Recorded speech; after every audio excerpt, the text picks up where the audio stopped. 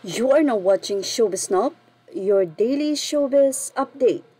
Hindi maikakaila na isa talaga sa ngayon ay very successful na aktor ay si Alden Richards. Marami nga ang pumupuri sa aktor dahil bukod sa pagiging gentle nito, humble, napaka-respectful na tao nga itong si Alden. Especially sa kanyang mga fans. Given na yan, marami ang nagpapatunay kung gaano nga ba kabait si Alden Richards. Kumbaga sa kanya mga qualities, check. Pero mayroon nga bang isang sablay? Tila may mga phobia na nga ang ilan sa mga netizen or viewers, especially the fans of Catherine Bernardo. Dahil nga ngayon ay sumisikat ang tambalan nila ni Catherine na tinatawag na Kat Den. Hindi naman lingid sa marami na itong si Alden Richards ay sobrang sumikat dahil sa tambalan o love team up nila ni Maine Mendoza na tinawag na Aldab na phenomenal na love team talaga. At mukhang wala nang ang tatalo. Yun nga lamang, hindi sila talaga nagkatuluyan. Ganun pa man, marami pa rin naniniwala na may relasyon si Alden at Maine pero ito ay sikreto lamang.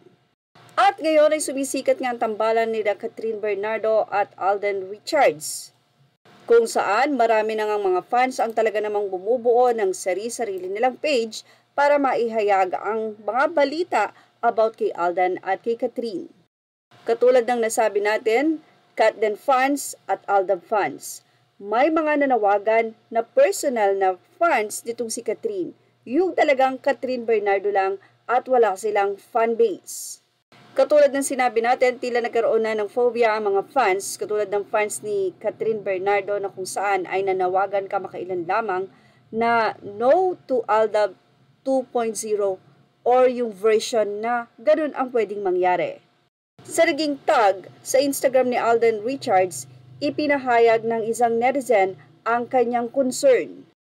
Dito ay pinakita nga ng concerned fans ni Catherine kung ano ang pinahayag o ang pananaw ni Alden Richards noon sa love team nila ni Maine.